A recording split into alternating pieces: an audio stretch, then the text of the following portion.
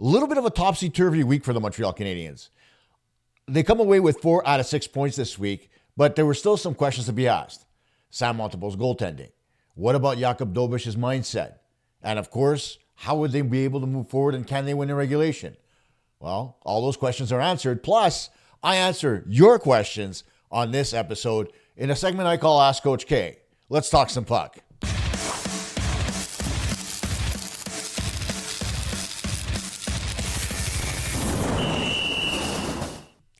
Hey gang, Coach here for PuckTalk Montreal after another great week for the Montreal Canadiens, 4 out of 6 points, and everybody's happy. But are we? I don't know. I asked that question as I look back on the week. I asked that question as I look forward. And I asked it as I looked at the comments that came through from all of you from yesterday's show. So let's move forward. But before we do, we've got to mention our sponsors.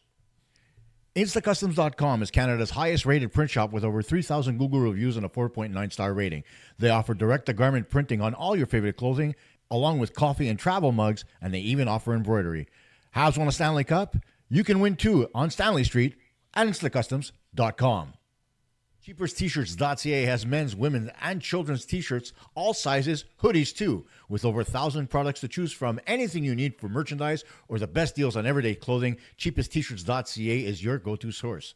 Buy today, ship tomorrow, CheapestT-shirts.ca. So here's the fun part for this past week. Despite the fact that the Canadiens definitely didn't play their best hockey, they still came away with points in every single game, and that's definitely a positive. One of the negative things that we did look at, though, is the fact that the Montreal Canadiens still were having trouble holding on to leads and winning games in regulation. That all changed on Saturday when not only did they come from behind, but they actually blew the Utah Mammoth out of the water, scoring 3 goals in the third period and winning by a 6-2 score. But throughout the week, there were questions, whether it was against the Flyers, whether it was against the New Jersey Devils, or whether even it was against the Utah Mammoth. Early on this week, when we looked at the Flyers game, it was difficult to think of how the Canadiens would be able to win that hockey game. They didn't, ultimately losing it in a shootout, but it wasn't for lack of effort. One of the things that the Canadiens couldn't do is they couldn't quell guys like Trevor Zegras.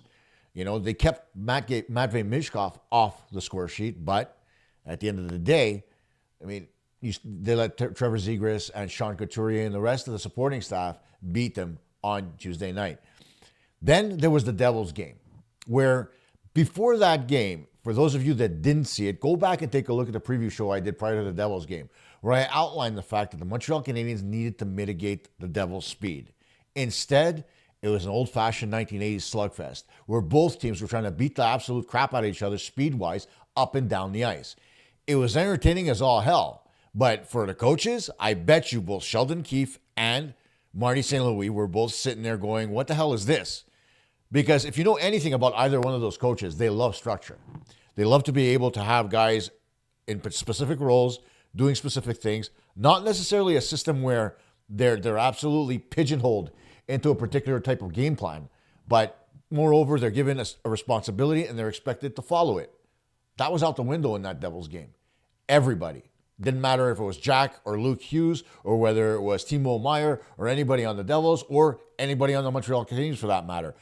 It was a complete and utter, for lack of a better term, it was a shit show. It was horrible hockey, other than the fact that it was extremely entertaining. Both teams making mistakes, both teams allowing goals that they shouldn't have, and at the end of the day, the Montreal Canadiens lose it in overtime by a score of 4-3. And we all know what happened post-game, where Jakub Dobeš was upset. Now, I did get a comment from Roman after that show. And I'll be talking about Roman a little bit later because he has one of the questions for Coach K in this episode. But Roman came out and said that what I said about Dobeš is right. He is in the running for the Olympic goaltending spot, despite the fact that Dostal and Vamenka are ahead of him on the depth chart and he's a rookie. His numbers dictate that he needs to have a look. Nothing says that they can't carry 3 goaltenders, right? So let's call it what it is. This is a young guy who's putting a lot of pressure on himself because he wants to be in that Olympic picture. He wants to be, it's not necessarily that he wants to be the starter for the Montreal Canadiens. Don't get me wrong. Probably does want that, but not to the point where he would break down because of a loss. I think this is more along the lines of, you know what, I started 6-0. People back home were talking about me being in the Olympics, and I absolutely screwed up. Although he did it. That loss was nowhere near on Jakub Dobeš. Yes, he could have stopped the first shot. Yes, he probably could have been a little bit better at the overtime goal. But at the end of the day, he played a very solid hockey game between the pipes for the Montreal Canadiens in a game that, if it was played the right way, they could have won. Clog up the neutral zone. Trap. Force the Devils to do things they don't want to do. And you'll be able to win the hockey game. Keep the Devils outside the middle of the ice. It's the first thing I said. Nope. We refuse to do that. Instead, free flow up and down. And when the Canadiens decided to actually clog up the middle, they actually had success against the Devils. Why they got away from that? That question's for somebody else, not for me, because I can't understand that. They had that game. The Devils tied it up with 1:07 left on the clock. Remember that. But instead of being able to come away from New Jersey with 2 points in their pocket, they came away with 1. Still not bad, but not as good as it could have been given the effort that was put out on the ice. Then you look at the Utah Mammoth game, and that game could have turned very easily early on if not for the heroics of Jake Evans pulling a puck off the goal line. Already we know that Sam Montembeault is having a tough time early in hockey games, right? And this was the same. It's not to say that it's unique to him. It was the same for Jakub Dobeš last year. Jakub Dobeš, every game that he was in, it seemed like he was a little bit more nervous in the first period than the rest of the hockey game. So far this year for Dobeš, that's not happening, but it is for Sam Montembeault. Bad bounces, pucks getting through him, bad rebounds, you name it. It seems to be happening more often than not for Sam Montembeault. And although he did play a very good game against the Utah Mammoth after Evans made that play and pulled the puck off the goal line, needless to say that it's a key component for any team's success to be able to trust their goaltender. And when that trust is not there, it kind of messes with the players. It doesn't matter what level you're at. If you're in junior and you have a bad goaltender, or if you're at the pros and you have a bad goaltender, one way or the other, it sits in the back of the players' minds that they have to play a little more defensively instead of being able to push the puck up the ice as well as they normally do, because they're worried their goalie's going to make a mistake and allow a goal that he shouldn't. Ultimately, that didn't happen on Saturday, other than the first goal that was a rebound kicked right into the slot that I talk about a million times, but we'll let it pass, because after that, Monty was lights out. There's no two ways about it. He was very good in nets for the Montreal Canadiens. So it was a great week. Like I said, 4 out of 6 points. Nobody can complain. They got a regulation win, and they can move forward from there with a little bit more positivity than they normally had. Also, what they got on Saturday that they didn't have earlier in the week was a little bit more secondary scoring. Yes, Kirby Dach scored in 3 straight games, but you got some scoring from Oliver Kapanen. You got scoring from other sources. You know, I'd have to go back and look at the scoring summary, but everybody, and other than Cole Caufield, who just continues to put the puck in the net, everybody continued to provide offense. Alex Newhook, another guy who's scoring more often than he did at the beginning of last year. What's changed? Well, let's just say this. Instead of trying to focus on getting the perfect shot, the players are when they have the opportunity and they're in prime scoring real estate, they're not looking to dish. They're not looking for anything else other than to pull the trigger. And it's not only going in the net, but it's generating rebounds. The problem here, though, is that it's a handful of players. It's not everybody. So in the comments this week, I got somebody, and I can't remember who it was, so I apologize for it, but somebody turned around and asked, do you think Marty's more focused on the quantity of the shots than the quality? The answer to that is no, but he is focused on both. Because there's a few things that you have to factor in when you're playing hockey. Number one, your shots have to be accurate and hit the net. That's first and foremost. Second, your shots have to generate rebounds. Third, your players need to rush the net, drive the net, and be able to get to those rebounds. And number 4, you need to fatigue the other goaltender.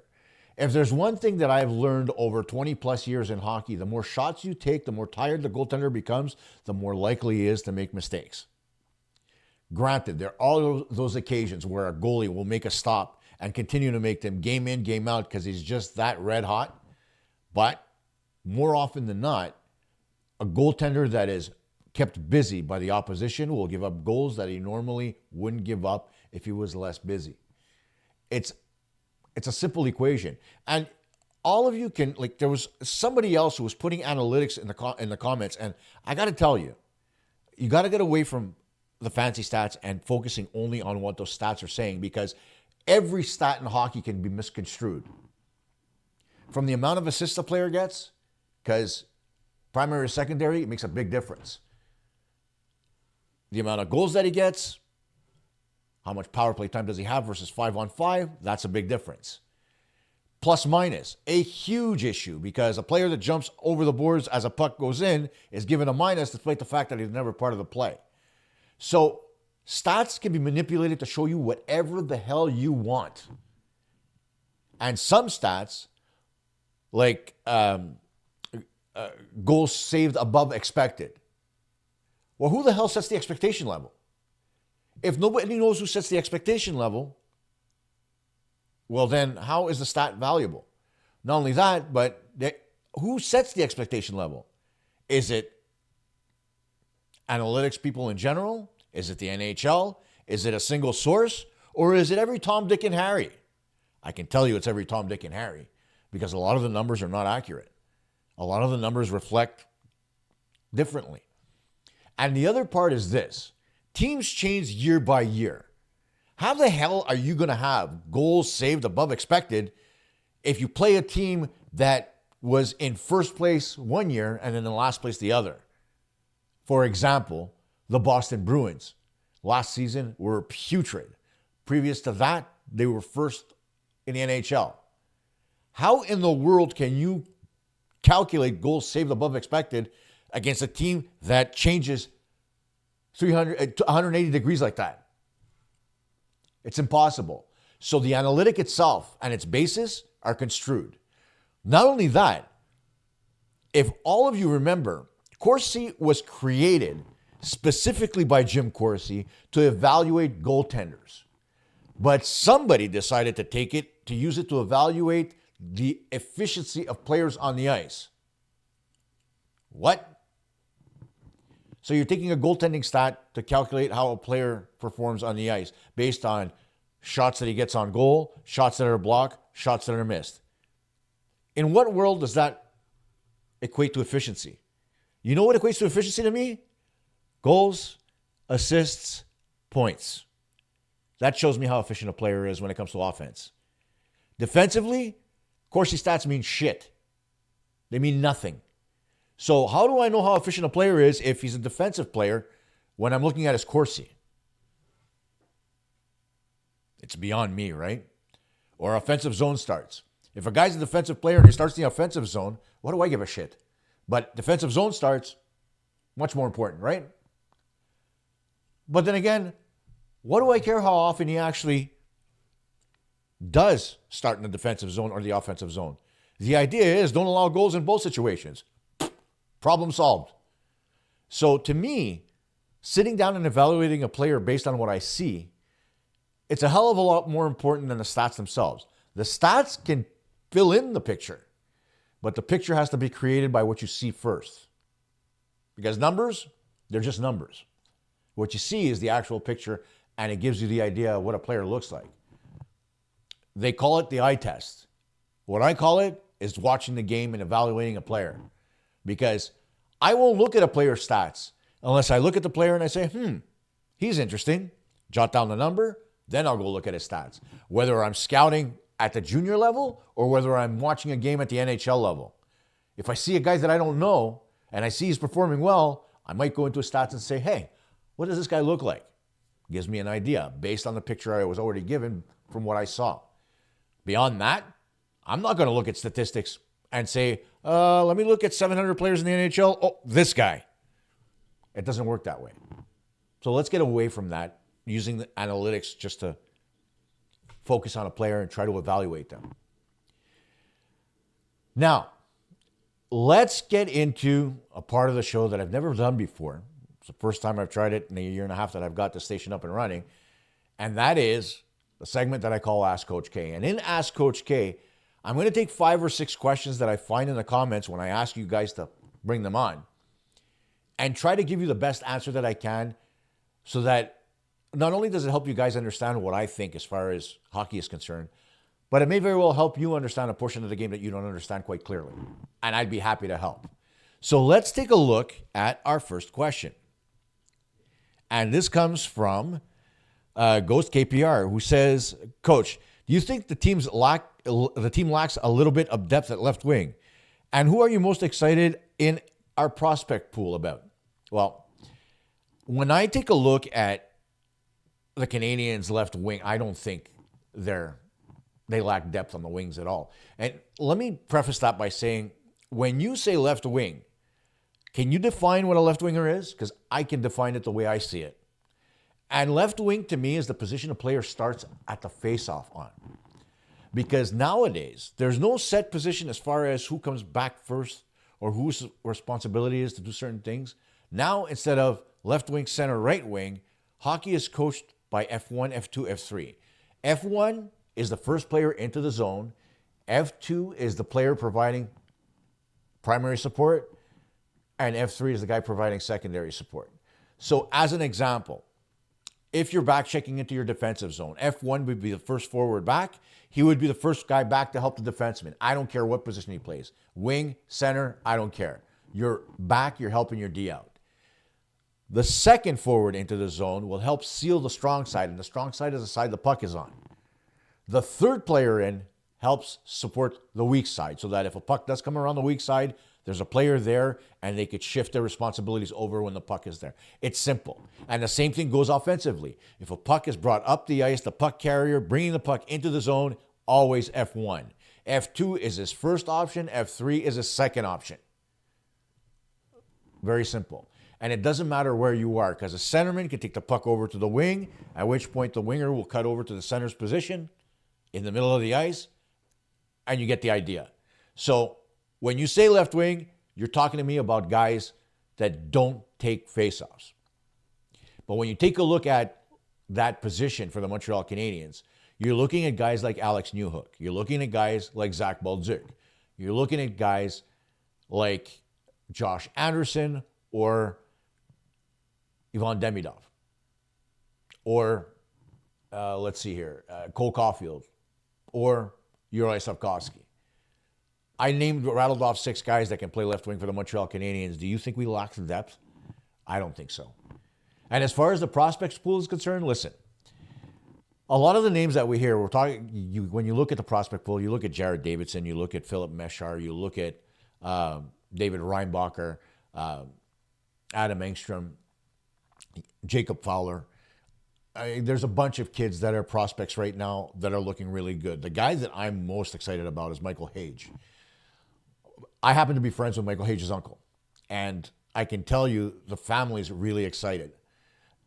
A day or two after Michael got drafted by the Canadiens, his uncle actually called me to tell me that, you know what, how excited the family is and how happy they are because of what happened to Michael's dad, and the fact that they were Montreal Canadiens fans, and the fact that the Canadiens drafted him. There is a level of meaning in that pick that transcends the game of hockey. And it's not just because the kid grew up a Canadiens fan, because God knows there are hundreds of players in the National Hockey League who are fans of the Montreal Canadiens growing up. But this is unique. And I could tell you this from my own experience. When you lose the person that instilled the fandom in you, like Michael lost his father, like I lost mine, it changes your perspective on things. Now, I was never going to be a guy that was going to make the National Hockey League. I was 5'9" and 180 pounds when I was wet, when I was young.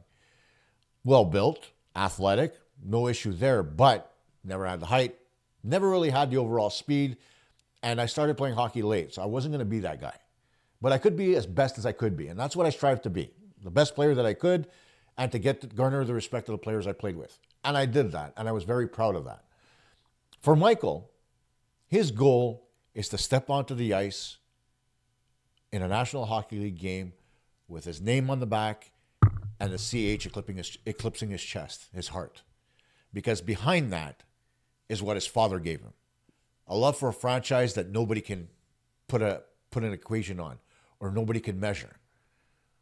And I think once that kid hits the ice, that player is going to be better than anybody the Canadians have seen. Maybe not better than Demidov, but from a perspective of heart and meaning and wanting to be in Montreal, it's going to mean more to that kid than anybody could ever imagine. That's the one I'm looking forward to, seeing Mike Hage in a Montreal Canadiens uniform, salivating. Not because he's a center. He could have been a winger, for all I care. But he's tearing it up with Michigan. We know he's gotten bigger. He's gotten stronger. He's definitely gotten faster. And he cares so much about being a Montreal Canadian, it's going to change the whole dynamic. I'm telling you. Now, let's take a look at our next question. And this one comes from Richard Bungay. I apologize if I butcher some names here, by the way. Could you consider the question of Demidov's overall game? By that, I mean, other than when he's scoring points and dazzling us with his imagination, how's he doing without the puck, defensively, in the room, etc.? I think he's doing a fantastic job, but I'm curious on your take. I don't know that I can speak towards what he's like in the room, but I can tell you that as a rookie, he's got to be quiet, he's got to engage, and he's got to listen to the other veterans on the team to learn what it's like to be an NHLer. And that I think he's definitely doing because you can see how well the guys are receiving him. The fact that he's got a crazy work ethic and does 2 a day sometimes, even during the season, that really garners respect from some of the older guys on the team that maybe would think about doing that when they were younger but don't have it in them now. Guys like Lane Hudson, he does the same thing. He wants to be, he's a rink rat. He wants to be on the ice 24/7. Obviously, you can't do that. But when you're looking at Demidov and his engagement towards becoming a better player day in and day out, there's no denying that he puts the work in. Defensively, we know that his game is not where it needs to be. We know that his coach at SKA specifically used to point out the fact that he didn't think his defensive game was good, but I haven't seen anything from Ivan Demidov to suggest that his defensive game is poor.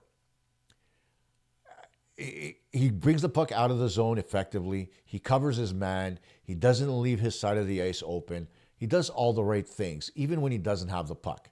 He's in good position to be able to be an option on the breakout. All those things are extremely important. So as far as Demidov's concerned, I'm not worried at all. When you're talking about a rookie and you're talking about a guy, the most important part for a rookie is not to make mistakes and not to give away the puck. And I don't think any of us have seen Demidov do that. So as long as he continues to play the way he plays, being responsible with the puck and making sure he's in good position to be able to get pucks out of his own zone, I think the Canadians are just going to be fine, and so is the kid. And it's as simple as that. So thank you for the question, Richard. Next up, we've got Jules Boudreau. And yes, I threw out my French accent for that one. Jules, you owe me one. Could Kirby Dach become once again the player that he was before he got into a string of bad luck? Isn't that good news? One of the things about Kirby Dach that is really impressing me, and I think everybody can agree on that, is the fact that he's over 50% in the faceoff dot. He's a career 40% guy in and around that range. So, and you look at the Montreal Canadiens as a whole, every centerman is over the 50% mark. So I think the credit, number one, needs to go to Marc Bureau for the work that he's done with these guys throughout the preseason and during the season to make them better faceoff guys. There's no doubt.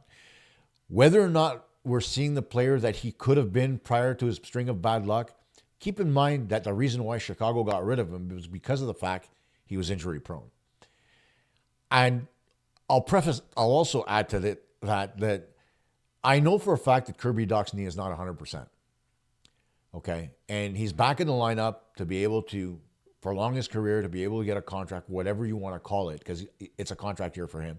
He's going to be RFA, but he's going to have arbitration rights. So it's an important year for him to be able to produce and do well. Part of doing well is being healthy. And throughout the season, you may very well see him step aside for a game or two to give his knee a break. because maybe there's a little bit of sweating. Maybe there's a little bit of water accumulation. Maybe there's some scar tissue that needs to be taken out, whatever the case is. At the end of the day, if he can complete the season, even if he misses a few games, if he can complete the season, be a productive player, and be the offensive-minded kid that he was drafted to be, then I think the Canadiens are going to be all right this year. There's not going to be a rush to get a second-line center. They'll be able to trust him and move forward from there. Because as far as we know, right now, he's filling that role. Now, whether or not that's going to remain consistent, who knows? It could be just a flash in the pan. But I think, given the fact that he's playing with Gallagher and Zach Bolduc, a veteran and a young kid, it's helping. There's not as much pressure on him to perform. When he was the number 2 center on this team, and I'm telling you he's not, because right now Kapanen is the number 2, along with, with that line with Newhook and Demidov. The way I look at it, there's not as much pressure on him to perform at high a level. So the fact that pressure's off changes the way a player approaches every game. There's less stress, there's less overthinking, there's more free flow, there's more fun. And that's one of the things that people forget about the game of hockey. It's supposed to be fun. When we start playing hockey as kids, we watch our favorite players on the ice, but we want to get out there and we want it to be fun. And so as long as he's out there and he's having fun and he's enjoying what he's doing and he's enjoying his teammates and he just continues to get better and have success, the more the Canadiens are going to benefit from Kirby Dach. And that goes for every player. You want them to be happy. You want them to produce. You want them to be healthy. So long as Kirby Dach continues to remain healthy, relatively anyway, and he continues to produce, he's going to be just fine. And I'm hoping that he doesn't re-injure anything as far as his knee is concerned, or he doesn't have some freak injury like David Reinbacher did, breaking his hand on a shot that hit him that he wasn't expecting. But to answer your question, Julie, yes, I think right now, he's the player that the Canadiens envisioned him to be when they traded for him prior to drafting Juraj Slafkovsky. That'll answer your question there. Next up, we've got Violet Deliriums, who calls me Mr. Coach Talk now. And don't get me wrong, Violet, I absolutely love it. But I cut out most of her comment except for the question. And here's the question. What do we have to do to help Veleno make a bigger difference? What is missing in his game? How do we build his confidence? Here he is. He doesn't seem to be going away. We need him to perform better, or no? Well, obviously you want Joe Veleno to perform better. But let's preface that by saying in his last few years in Detroit and the time he spent in Chicago, Joe Veleno wasn't the guy producing points. Going back and looking at his history, Joe Veleno was a kid who was giving exceptional status to midget AAA in Quebec, and he played with the Lac St. Louis Lions, and he produced points. There are a lot of players that go through midget AAA, get through junior, and then hit the NHL, and then once they hit the NHL, they kind of back up a little bit because the skill level has suddenly caught up to where they were years ago. And it gets them to digress as players. But the situation that Veleno's been put in is a little different in the sense that, number one, it's a one-year contract. Number two, he isn't being put on the ice to produce points. And I think that's where a lot of people are missing the point. Joe Veleno is on the ice to contribute in any way he can. If he gets points, he gets goals, great. If he contributes defensively, great. If he throws a big hit, great. If he saves a goal, great. Whatever he can do to help the team. And it's not one of the primary functions on the team. He's not expected to be a 30-goal scorer. He's not expected to produce assists ad nauseum. He's going out there to do something. And in every game, he does something. Whether it's killing penalties, whether it's getting a couple of shots on goal that are quality shots, whether it's jamming pucks at the net, whatever it is. Joe Veleno's going out there to play hockey. And he's been given a role. That role is to not be a defensive liability and to try to bring as much offense as he can while being defensively responsible. And the thing you have to remember most about Joe Veleno, or any player that's new to the Montreal Canadiens, including Zach Bolduc, is the fact that they have to learn to play within the Canadiens' defensive scheme, in the sense that they need to be responsible in their own zone before they worry about getting out and trying to score points. early on this season, we saw Zach Boldzuk get out there and start scoring goals, right? And everybody thought like he was going to be the next coming of Steve Shutt, scoring 60 per season. And now it's been pulled back. Why? Because he's been told to focus a little bit on his defensive game because you need that balance between the two. You can't just go in one direction. We see how everybody reacted to how Patrik Laine was last year, and you don't want Zach Boldzuk to fall into that same trap. So you want him to be defensively responsible. Now, he's coming from the St. Louis Blues, a team that is responsible defensively, but maybe not as rigid a responsibility as one would expect from the Montreal Canadiens and Marty St. Louis. So they need to adapt to the system. They need to get used to their teammates. And that takes time. So I'm not going to sit here and evaluate Joe Veleno based on a week or two, right? Or 6 games or whatever it is that he's been in the lineup for. I'm going to wait a little bit. There's no way to really evaluate a player until you see him about 15 or 20 games into the season or into his season to be able to really get a grasp of what the player brings to the table. It'd be unfair to sit here and say that Joe Veleno is not doing his job because he is. Because he's doing what he's told. The same way Patrik Laine was being told to play defensively first and not worry about scoring goals so he can get used to playing at 5-on-5 and taking care of his own zone. It's kind of the same thing with Joe Veleno. And Zach Boldzuk to a certain extent. Although those guys can get up the ice a little bit faster than Laine can, still at the end of the day, they're trying to adapt to a system and teammates that they're not familiar with. And once they do that, I think you're going to see a little bit more production out of both of them. Boldzuk already's got a few goals. Veleno's going to get one in sooner rather than later, guys. You just wait. And the minute he does, I think his confidence is going to come back a little bit more. And as it elevates, his play is going to elevate. So I hope that answers your question, Violet. I don't think he needs to be replaced. I can tell you that much. Moving on to the next question, comes in from Tom Hickson, 3989. A question I have as a hockey watcher and not a player or a coach. Why does it seem that like zone entries are so hard for the Habs? And why does it seem so easy for other teams? Is it this specific play style? It seemed like Utah was able to enter the Habs zone at will. It is and it isn't style, because it's hard to explain zone entries because they vary depending on the team you play, right? You can have as many breakouts and zone entries as you want as a coach. But at the end of the day, there's 2 things that you have to worry about. Number 1 is the execution by the players and how they decide to go into the zone on every different play. And the other thing is the defensive scheme of the other team. As an example, if you take a team like Utah, for example, who employs a 1-3-1 and puts 4 players in the neutral zone to try to clog up the middle, then your team is going to have a hard time bringing a puck into the zone themselves. Instead of bringing it in and having a clean zone entry, like you'd like to call it, instead they chip it in and they try to retrieve when there's too much traffic. And in that sense, when the Montreal Canadiens are forcing their offense up the ice and all 3 forwards are up ahead and other teams are attacking in transition, then what you see is zone entries that are a little bit easier. You have situations where you've got more 2-on-2s and 3-on-3s, and zone entries at that point are a lot easier than when you have players back trying to defend. And therein is part of the problem for the Montreal Canadiens, is a lot of the times they attack up the ice in a cluster, and when they do that, they actually give their teams time to set up their defensive structure. The Canadiens have a lot of success with quick transition offense. And quick transition offense actually is easy zone entries. But one of the things that I find about the Montreal Canadiens, and I don't know if you see this as well, but one of the things I find about the Montreal Canadiens is that oftentimes when they cross the blue line, they don't necessarily bring the puck in deep on their stick, or they don't delay and wait for their teammates to catch up. And that's key to zone entry. As an example, if you remember back in the 80s and 90s, Wayne Gretzky was the master of coming across the blue line, and as he came in, he would fake in and delay and turn back towards the blue line to allow his wingers to come in and join the attack. You don't see that very much from players anymore. Of course, the speed of the game is a little bit different than when Gretzky played, but still, those concepts can be used.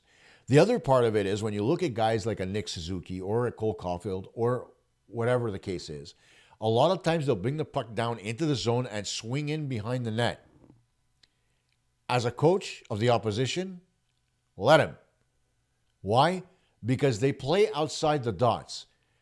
And when they play outside the dots, the zone entry is clean. But then, what do? You cover everybody else. What you end up doing by allowing a guy like Cole Caufield to take the puck in behind the net, or Nick Suzuki and take it behind the net to look for an option out front, is you create an outnumbered situation for you on the defensive side by having 5 players versus 4 when the puck carrier is behind the goal line. He's not going to score from there. He needs to step out from behind the net to score, right? So, or at least he should anyway. So when you're talking about zone entries, it's all about philosophy. It's all about speed. It's all about technique. And it's all about what the other team is doing.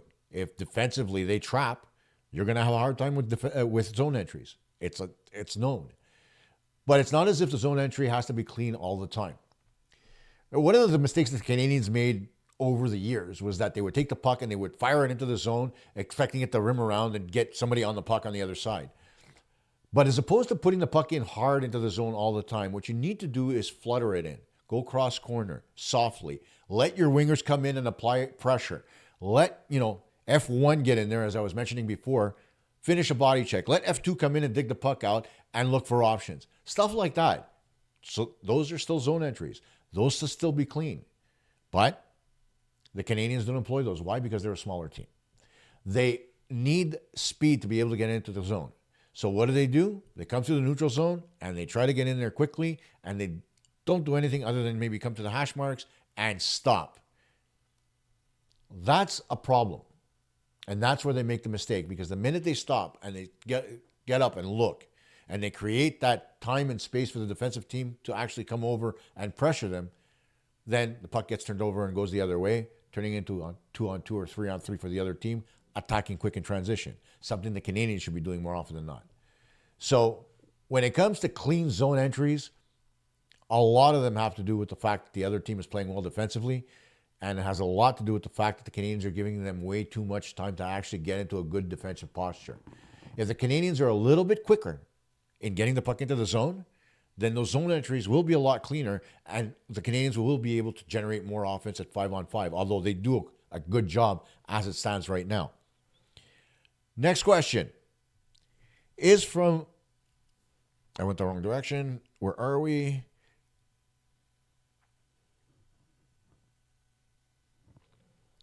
Is from Roman. Now, Roman Havelka, 666, is actually a listener from the Czech Republic. See, I didn't say the other word. So he wanted, although this question is quite long, he wanted some insight into Lane Hutson's play. And he says that, he played hockey. He played hockey for 18 years, and he's been watching the NHL for the last 25, and he doesn't remember anybody except for PK Subban to be a defenseman like Lane Hutson. Well, I'll tell you this. There is no defenseman like Lane Hutson. PK Subban was not a defenseman like Lane Hutson either. The thing about Hutson is that he's unique with his ability to be able to change direction quickly and his stick handling ability. Not to mention, he's got a unique vision as far as finding passes, finding passing lanes, and shooting lanes that I haven't really seen a defenseman, ever.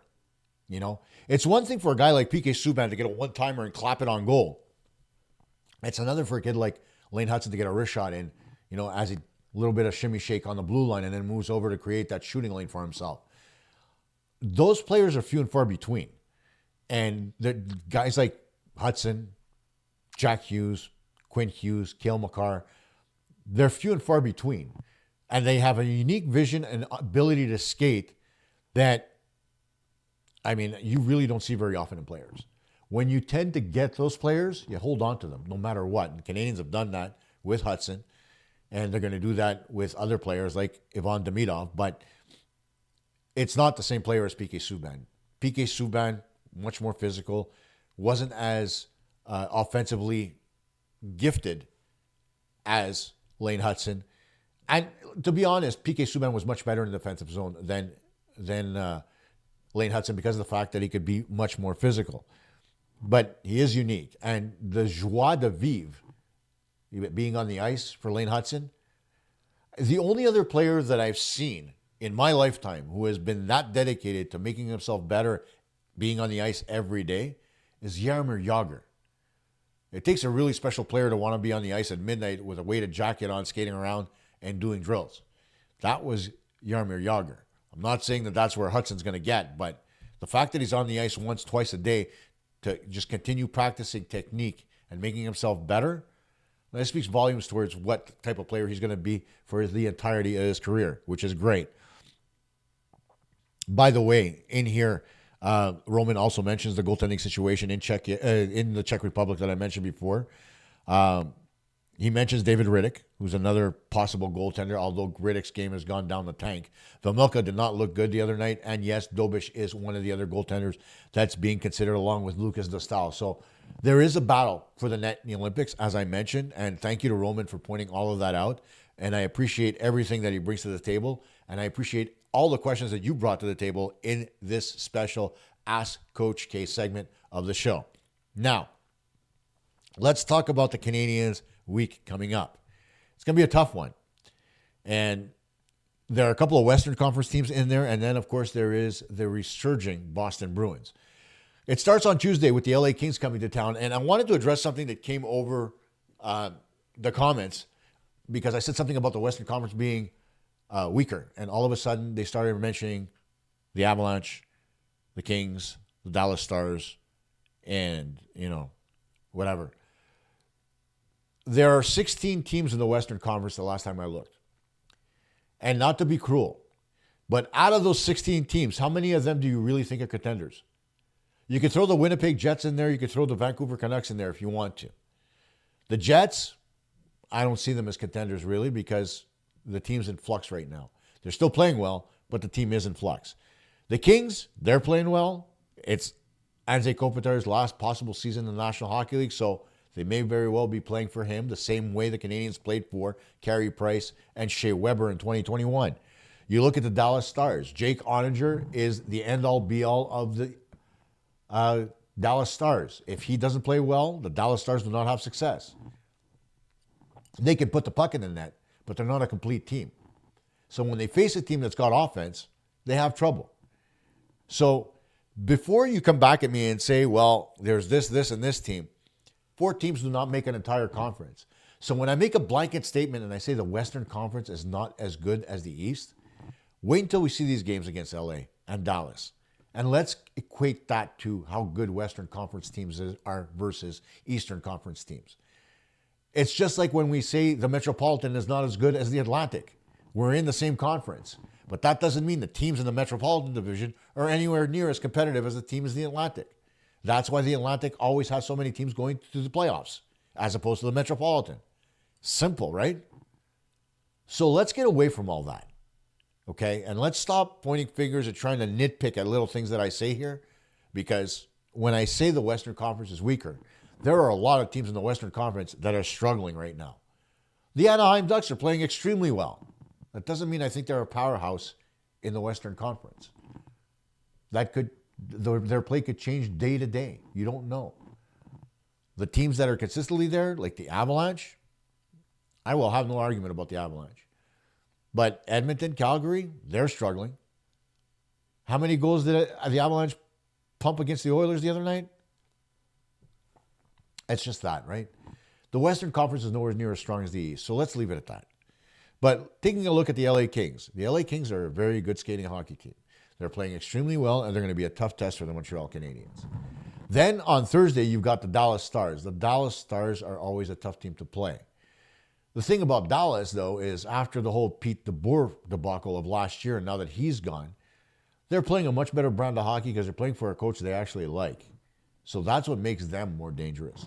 And then, of course, on the 15th, the Bruins are coming to town. And the Boston Bruins, Montreal Canadiens rivalry, I look forward to it.